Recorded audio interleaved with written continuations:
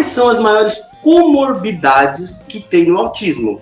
O Emerson, o que é comorbidade? Comorbidade é você tem um transtorno, uma doença principal, e existem vários outros transtornos ou doenças que se acoplam, que faz parte daquele transtorno principal. Então, temos o TEA, o transtorno do espectro autista, e dentro do TEA, o que vem muito somado ali?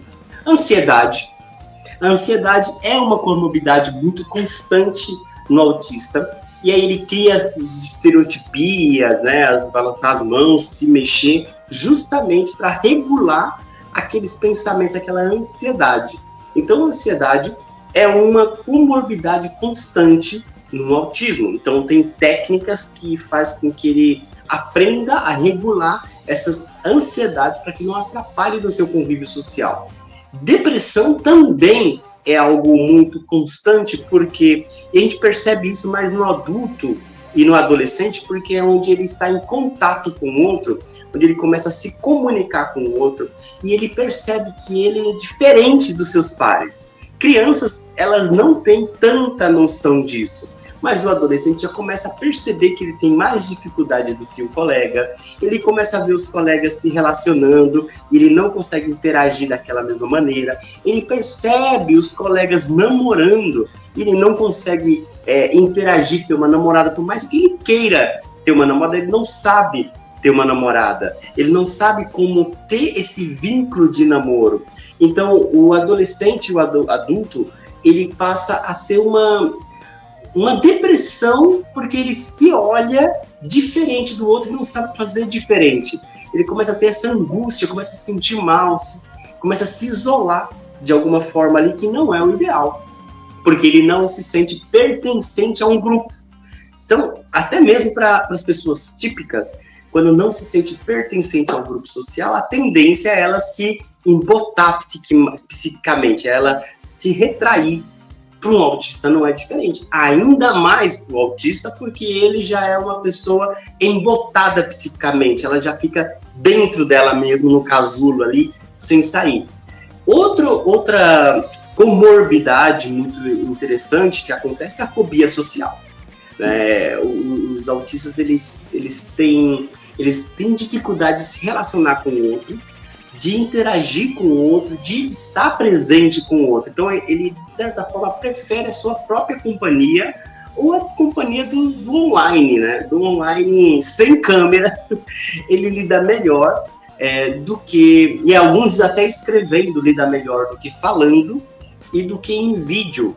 Então, assim, até mesmo para aprender várias coisas, várias linguagens, às vezes essa fobia social, ele lida muito bem no 1 a 1. Mais de 3 pessoas, ele já não funciona.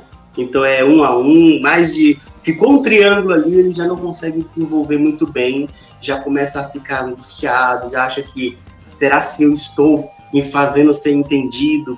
Então começa algumas dificuldades, nessa dificuldade ele prefere o quê? Eu vou ficar na minha, não vou me expor, e ninguém vai saber o que eu estou sentindo. Dentro disso tudo, uma última aqui, comorbidade que acontece em alguns casos de autismo, de TEA, é o TOC, o transtorno obsessivo compulsivo. O que é o TOC? O obsessivo é a gente que pensa, então estou obsessivo. O compulsivo é praticar aquilo que eu penso. Então, se eu estou no transtorno obsessivo compulsivo, é a compulsão, é a prática de um pensamento. Por exemplo, dentro do TOC, dentro do autismo, pode ser que exista rituais. Eu falei lá em outro vídeo que a gente tem que colocar rituais, dinâmica, rotina para o paciente. Sim, ele precisa de rotina para se adaptar. Porém, existem alguns casos que essa rotina se torna rituais. Esses rituais, eles se tornam compulsivos, ou seja, se ele não fizer daquele jeito, daquela forma, vai ter um problemão. Então, nesse TOC, quando ele começa a ter esses rituais, por uma maneira é o que regula ele, por outra maneira é o que afasta ele de um convívio social. Porque se ele tem TOC, por exemplo, de organização, de arrumação das suas meias, das suas camisas, se vai alguém mexer, ele vai ficar tempos e tempos, horas e horas ali olhando vasculhando, mexendo nas suas coisas para ver se está tudo organizado. E aí perde-se tempo, e aí perde-se organização. Eu tenho um paciente, Teia, que ele arruma os garfos da casa. Então, o pessoal vai comer, ele fica ali obsessivo, ali compulsivo, arrumando os garfos e as facas e as colheres. Imagina quanto tempo, toda hora, alguém vai lá, abre a gaveta e desmancha, tem que ficar tudo empilhadinho. Ele perde tempo.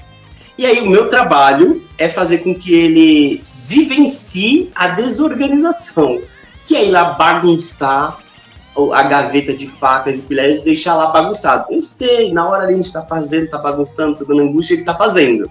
Mas eu sei que quando eu sair, ele vai lá e vai organizar tudo de novo. Tudo bem, mas durante a atividade, ele conseguiu suportar a desorganização. E muito bem. Então, nesse processo, aos poucos, ele vai começar compreendendo que tudo bem deixar desorganizado, não tem problema nenhum. E a gente vai trabalhando todos esses processos.